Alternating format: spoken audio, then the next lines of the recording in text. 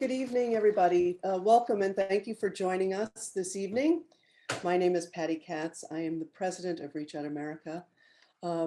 Sunday, June 27th at 11:30 a.m.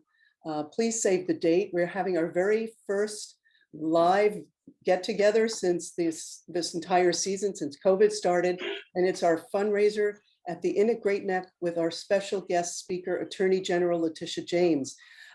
Please. We're going to put down the address of where to send your check. So please look in the chat. It's going to be written down, and it's $100. It includes lunch. And please join us. There's going to be limited seating, so get your checks in early. Thank you. We're extremely excited tonight to have our guest speaker this evening. Unfortunately, she's in constant demand, so she can only join us for about a half an hour. So she will speak for 20 minutes, and then we'll do Q&A for about 10 minutes. So look below, there's a Q&A if you want to start typing in questions. We'll only have to have time enough for a few. But right now, I'd really like to introduce a friend of mine who is co-founder and co-president of ZE Creative Communications. He's been appointed to positions by 2 presidents and our governor, and is a regular commentator on CNN, MSNBC, and Fox News. Robert Zimmerman, would you please do us the honor to introduce our guest speaker tonight? Thank you. Actually, my best credential is Patty Katz is my high school hero and always will be. We went to high school together, just a great woman, great public official. Thanks, and Robert. first I have to say, Patty, to you and to Reach Out America, thank you all so much for keeping us engaged, keeping the passion and the mobilization and the energy going through a very difficult time for all of us, for our nation. But Reach Out America really was inspirational as a force, and thank you and Reach Out America for all you did. And the Congresswoman's in a car in this rainstorm. I'm speaking to you live from the Great Neck Diner because I couldn't get back to my place because of the rainstorm. But nevertheless, we're all together. And this is such a particular honor to me. We know Congresswoman Grace Meng as in many ways our local Congress member. We know her from her work in New York, her strong presence in Queens on Long Island. But I also know her from another perspective. Her political leadership, and it's not well known, but Congresswoman Grace Meng was the vice chair of the Democratic National Committee. And you speak to Democratic leaders in Georgia, they'll tell you her strategy and her energy and activism really helped put those 2 senators, elect those 2 Democratic senators that changed the nation and the world. And she was pivotal, of course, for President Biden's election and Vice President Kamala Harris's election, and is regarded by her colleagues as one of the principal forces in keeping the House Democratic. But even more important to me than that is we've seen the Congresswoman's role in terms of making history and standing up to a national crisis that we're confronting. And it's not seldom, but occasionally in history, the right person emerges. And we're blessed to have that in our country on many occasions, but the right person emerges to address an historic challenge and an historic danger. And as the Trump administration ignored, in fact, fostered the growth of white supremacy and domestic terrorism through their inaction sometimes, and sometimes through their words and deeds, Congresswoman Grace Meng stood up with her COVID-19 Hate Crimes Act and put together a piece of legislation that received ultimately strong and very unique bipartisan support in Congress and has been pivotal. And of course, it was inspired and motivated by the violence that so many of the Asian community was facing and communities from the Pacific Islands were facing. But also the way the Congresswoman wrote this legislation, the COVID-19 Hate Crimes Act, it was also there to put in greater enforcement, greater oversight involving domestic terrorism as it confronted those of us in the Jewish community or those of us in the LGBT community and the Hispanic community and the African American community. So through her leadership and through the passion and the strength she showed and her ability to really bring people together in an unprecedented coalition, we have this historic piece of legislation and we have her great leadership. So I'm honored to introduce to you, not just our Congresswoman, but also a woman who stands as a great national leader for our nation and makes us all so proud. Congresswoman Grace Meng. Oh, thanks, Robert. I might have to hire you to rewrite my bio. And thanks for making it sound like I was responsible for flipping the White House and the Senate. But thank you so much for your friendship and your guidance when I first got more involved with our Democratic Party nationally as well. To Patty, to Jeanette, to all of our Reach Out family, thank you so much for including me in this month's celebration. I'm just a few miles away across the Nassau County border, but I do feel like since we're on Zoom, it makes it easier for us to all gather together. And as always, never hesitate to reach out. I was born and raised in Queens, New York. My parents were immigrants that came to this country in the early 70s. My dad worked in a restaurant for most of my childhood, actually worked in a restaurant in Great Neck called J.P. King, in case anyone remembers that. It closed a while ago, and later on became small business and restaurant owners themselves. And my story is probably similar to so many people from around the country, regardless, where their family first came from to the United States. I never thought I would get involved in politics. I was a really shy kid. I never took a political science class. I never even ran for student government. I had a bunch of internships during college and law school for various government agencies and realized that government could be a really good way to serve and to help people when used correctly. Long story short, I was in the New York State Assembly and then now obviously Congress since 2013. I'm a mom of two young kids. My boys are in 6th grade and 8th grade. My husband is a dentist. I always joke that my career and our table talk is a lot more exciting than his career around the table. But I'm just really blessed to be able to have this opportunity to serve parts of Queens and New York in Washington, D.C. This past year has been a really trying year for Americans all across the country. I will say that my job really felt like it was kind of redefined. Normally, obviously, we go to Washington, work on legislation, welcome constituents every week. And during COVID, especially, about a year and a half ago at this point, was when the coronavirus kind of first hit us here in the United States. And our jobs became that of sort of, trying to find PPE like masks, sanitizer, gloves, to ventilators for our local healthcare workers and so many people who needed help so desperately. I will never forget that feeling of helplessness as we reached out to the former, I don't want to say his name, the former president's administration. They were very responsive, always called us back, but never had answers and never had solutions to actually provide help for my constituents and for New Yorkers across the state. It's been a really tough year for New York. And so for the Asian American community, it's also been a really tough year for a different reason, which is the exponential increase of hate incidents against our community. I think from verbal assaults to physical assaults to even death, we have seen it all. And I will say that, over this last year and a half, for much of the year, it really felt like we were, kind of screaming into a deep black hole. We were begging the former president to stop using phrases like Chinese virus and Kung flu because we knew what would happen and we knew what it would lead to. And I think that not only until recent months when we started seeing violent attacks against our elderly, people who made you think of your own mom or your own grandpa, even if you weren't Asian American. And then the murders that happened in Atlanta, not until all of this did I think the mainstream society and media finally start to pay attention to all of this. So Robert is kind, talking about my legislation, but this is another example. I had this bill last year, exactly a year ago.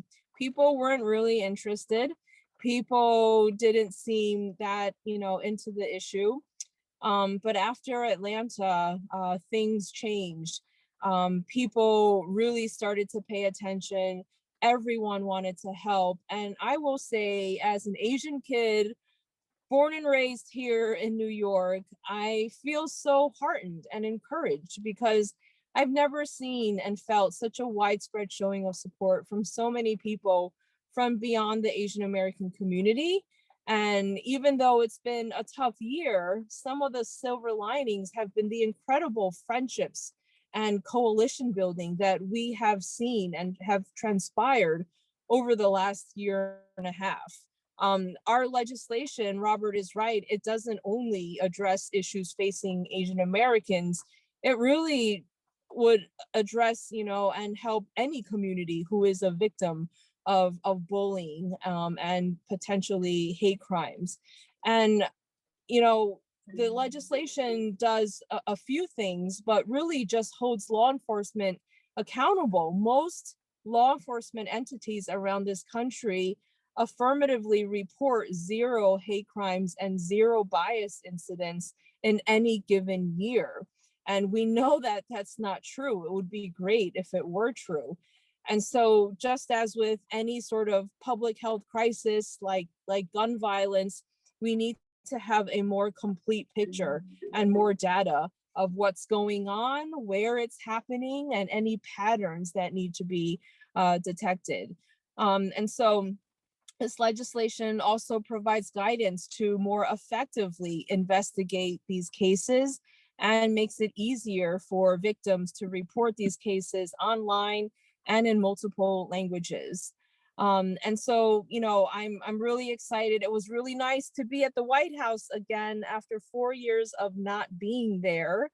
And, just thrilled. I'm reminded of, in May of 1882, the United States Congress and President signed legislation into law that banned Chinese people from becoming citizens in the Chinese Exclusion Act. And now, just within this 1 year with our new president and our new vice president, we have seen him welcome dreamers to the White House. We have seen him welcome the daughter of George Floyd. We have seen him welcome Asian American members there to sign important legislation. And so we are in a new day. And I also wanted to take this opportunity to say thank you, because I know that each and every one of you played a role in what we are seeing today. It's because of your efforts that we were able to pass legislation like the American Rescue Plan to literally help people get back on their feet. American people who have needlessly gone through too much in the last year, and especially the last 4 years. But I will say, being a mom, we cannot take anything for granted. We've done so much, and Robert and I will take full credit for my 4 years at the DNC in flipping the House. Remember in 2017, this was our task. These were our tasks.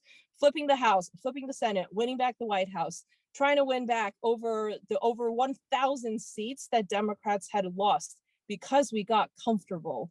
I initially joined the DNC and ran for that position because in some cases, especially with the Asian community, I was seeing the Republicans do more outreach in multiple languages and in communities in battleground states more and better than what the Democrats were doing. So I focused a lot of my time the last 4 years with the Asian American community, young voters, and rural voters. I've gone to 20 some states, and as hard as we all worked over the last 4 years, we cannot take anything for granted. We have a lot more work to do. And I don't know if you agree with me, but I'm just gonna put a plug in for eliminating the filibuster, because you and I worked way too hard to have the same excuse for our constituents on why we can't get legislation through the Senate. We cannot use the same procedural answer about bills being stuck in the Senate when we actually control the Senate. People don't want to hear about procedure. People, just like with the shooting that just happened in San Jose and so many shootings that have happened across the country, George Floyd's family, they don't want to hear about the filibuster. They want us to pass real bills that will save lives. So I just wanted to put in a plug for that, and I'm happy to talk about that. But thank you so much for inviting me here today. I'm happy to take questions and comments. And please, I'm not too far away. I live in Bayside, so please don't hesitate to reach out. Thank you so much, Congresswoman Meng. So everyone, if you want to ask some questions, I see that Karen Rubin has put a few up there. Go down to the Q&A and type your question. All right, so I will ask, Karen asks, so how are the Democrats going to get voting rights passed against Senate Republican opposition? Oh, it's like we talked beforehand. I pre-answered your question, and look, not every Democrat agrees with me, but I really believe it. I've had some initial conversations with election lawyers that say, you know, there are tons of I think hundreds of bills have been introduced around state legislatures around the country. And we have literally seen how they're scared of reality. They're scared because of the results from last year and the last few years. And they're scared that they're going to continue to lose, because that is the will of the American people if they are allowed their right to vote. And so they are doing everything they can to chip away at our right to vote, especially in states where it could make a real difference. Georgia, Texas, Arizona, you name it. And so really we have to pass HR 1 in the Senate. That is really, when I talk to expert election lawyers, that is their answer. There is nothing else. We have to pass it. We have no choice. I also want to recognize legislator Birnbaum. I think she's on the call today as well. And thank you so much for your efforts locally to convene our different communities together. And thank you for doing that. I'll add, and also I see that Assemblywoman Gina Salidi is on as well. Thank you for joining, Gina. I So met that's her great. recently. We love it. She's the best. Yeah, we were Ellen and Gina. It's terrific to have you here. They're often on our meetings, so we're really grateful that they come here. So, okay. So Sandy wants to know, the United States is traditionally a nation of immigrants, but the idea seems to be missing in our education system. How can that be fixed, or is that an impossibility? Do you have any thoughts on that? Besides the thunder? So are you talking about like curriculum? And I think if I don't want to. Yeah, I think that's what she's asking, you know, that how can we, you know, take our children and really educate them to be more sensitive to all people. So I am working on legislation to make sure, I think it's in the form of grants to local school districts, because it is obviously state by state, through the Department of Education, to make sure that our education, our curriculum is more diverse. You know, we talk about bits and pieces of Asian American history, and a lot of Asian Americans don't even know our own history in this country, right? Like the Chinese Exclusion Act, Japanese incarceration camps, the death and the murder of Vincent Chin. Today, you know, I think the New York Times has something about the Tulsa massacre. These are bits of history that at most we learn about with a few sentences in our textbooks. And so if we really want to, in the long term, break down these walls of biases and stereotypes that way too many people hold, it's important that we diversify our curriculum, but also to make sure that different communities are more visible. The Asian American community has often been seen as invisible in our history books, invisible in our budget books of government funding, corporate giving, philanthropic efforts, health research, polling, you name it. Next time when you're, you know, looking at breakdowns in any one of those fields, look towards the Asian American category, which you probably won't find because they're usually, it's too small of a number to exist. And so we need to make sure that more resources are given out more equitably. Thank you very much. Rita asks, will you support any candidate for mayor of city? For New York City mayor, I assume I have come out in support of Andrew Yang. And I'm looking into potential other candidates because in New York City, this is the first year we have ranked choice voting for mayoral elections. Okay. You know, you were talking about the China virus and Kung Fu virus and the whole thing. So how can Americans help dispel the association between China and coronavirus that has, you know, really poisoned? Michelle asked that question. I thought that was a good one. So I do think, look, There we can do.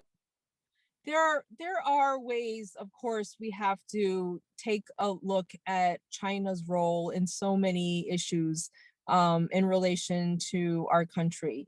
But there are also responsible ways that we can do that. And there are ways that we can do that without putting a target on the backs of Asian Americans around this country. And so, you know, I'll give you an example. I had a colleague who introduced a resolution about China that they shouldn't eat dogs, which I 100% agree with. However, they are not the only country where this is happening, sadly. And so I said to them, could you include all the countries? Because we don't want this anywhere. And so that is one example, maybe inadvertently, where we single out China. And unfortunately, there's a lot of people that literally can't tell the difference between, you know, someone from China and a third generation Asian American, right? And so I think it's just being more responsible in how we are contextualizing some of our arguments. Okay, let's see, Josie asks, where are there active campaigns to unseat Republicans, particularly those who continued the lie and insurrection? So right now, I would say nationally, and Robert might know better, the two most imminent races, one is Melanie Stansberry in New Mexico. Now, this is traditionally not a tough seat. It is actually the seat of now Secretary of the Interior, Deb Haaland. She obviously left for the Biden administration, and now it's a special election. Now, Melanie is in a position where the Republicans nationally have put in a lot of money against her. They, for whatever reason, I need to take a closer look at the seat, but they see and sense an opportunity. And the House is already, we have a very narrow margin. So it's important that Melanie wins. On the Senate side, the next race will be Reverend Warnock in Georgia. Now, we also know that the laws that they passed locally, you know, where you can't give water to someone standing online if they're waiting to get into a poll site, or no early voting on the Sunday before election day, very targeted, very selected. That's the reality unless we pass HR 1 into law. And so those are two of the more imminent races that we will see. I have a question, because often with Reach Out America, we like to send letters to our congressmen, our senators. If we sent to other Congress people that are not in our district, do we get heard? Or, you know, because we like to do a lot of actions. So I'm just thinking about HR 1, how we could help, you know, to give our support. Would other Congress people and senators listen to us, even if it's not our district? Or their So district? I would say, yeah, it's most impactful to write to your own congressperson and of course to the senators, right? Like that's really where the decision has to happen.